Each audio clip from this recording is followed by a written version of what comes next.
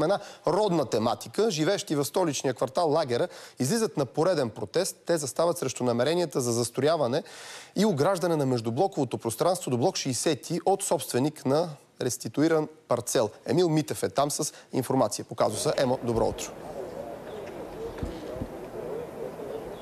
Здравей, Злати, и добро утро на нашите зрители. Аз се намирам в това пространство. Тук преди няколко месеца жителите на блока осъмват с огради на тази зелена част и малко по-надолу, където също се намират и паркинга. Виждате какво представлява. Това са зелени пространства, има и градинка, има и паркинг. Всичко това за хората тук е пространство пред блока им. За кадастъра обаче това е частен имот, който е реституиран през 2001 и старта на реституцията започва през 2001 по времето на Стефан Софиянски и приключва през 2008, като се връща на собствениците по времето на Бойко Борисов, когато той беше кмет. Хората обаче, виждате, са излезли пред блока, защото не искат тук да изникне някаква сграда, а искат да си го ползват като зелено пространство. Любомир Богданов е тук при нас. Кажете ни, не ви чува, това е втори протест. Има ли решение на този проблем и ще изникне ли тук наистина някаква сграда друга? Здравейте. Добро утро на вас и на вашите зрители, добро утро на всички съкварталци. Това, което се случи след последния протест е абсолютно нищо. Викаха ни в прокуратурата, имаше изнесени преписки. Ние това, на което държим всички хора, е оставяне на зелените площи, запазване на тротуарите, алеите, дърветата. Имаме много голяма необходимост от такива пространства в ЖК Лагера. И държим собственика да намерят начини, както на времето са намерили начини всички да се съберат архитекти и така нататък, да намерят начин да си обезщетят собственика и да не се строи тук. За какво се ползва това пространство? Виждам, че има пейки, има беседки. Само да уточним, тук са 180 живущи, да не кажа и повече. 85 апартамента.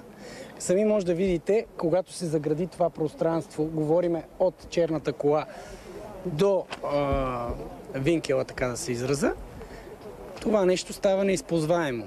Това нещо става едвам преминаване, така да се израза. Ето с какво се събудиха за пореден път хората.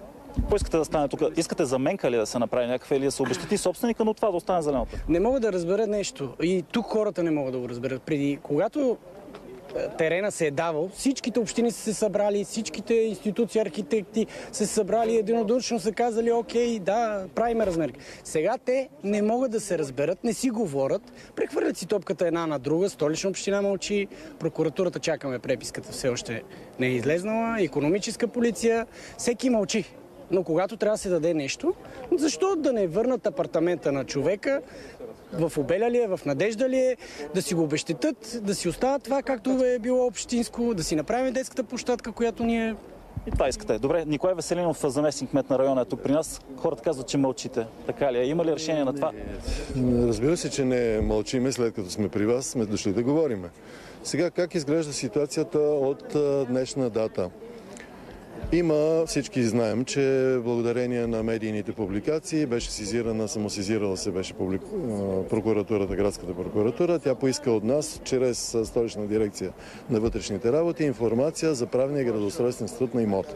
Това е частен, нали така? Но той е частен имот. Правния и градоустройствения статут. Сега по отношение на правния ще ви кажа нещо, но да ви кажа нещо и по отношение на градоустройствения.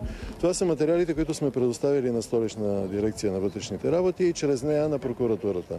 Не знаем какво се случва повече по тази преписка, очакваме резултати. Възможно ли е заменка на това място? Например, да се обезщети собственика по някакъв начин с друг парцел? Първо за градоустройствения статут. Градоустройствения статут на имота сме разбрали от публични данни на ГИ София, че е урегулиран поземлен имот. Поради тази причина урегулираните поземлени имоти могат да се заграждат по волята на законодателя без разрешение за строеж, той може да бъде заграден. От друга страна не могат да бъдат пренебрегнати правата на ползвателя на този имот, именно гражданите, и трябва да кажем, че те имат право да поискат изменения на този подробен. Кажете на хората, тук ще има ли заменка, ще бъде ли решен проблема или ще се загради имота? Въпросът за собствеността, за който ме питате вече няколко пъти, не от нашата компетентност. Въпросът за собствеността от компетентността на Столичен общински съвет и на Столична община в лицето на госпожа Фандъкова. От наша компетентност е следното. През 12-та година е било спряно действието на предходен подробен план и е изготвен нов служебен план, служебно изготвен нов план. Това е доста дълъг процес. Хората обаче искат зелена площадка.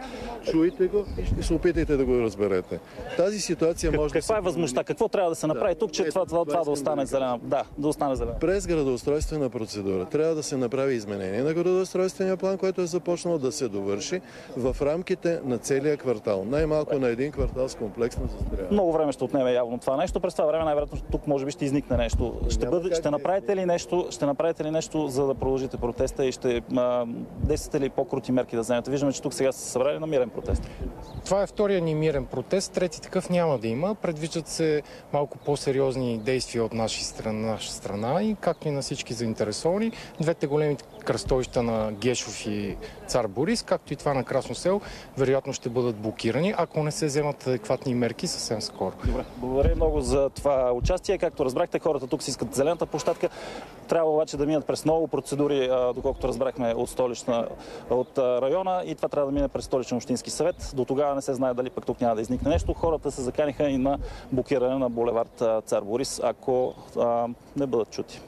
Емил Митев, поредната тема свързана с презастрояването. Ние продължаваме да надграждаме тази сутрин с много интересни гости.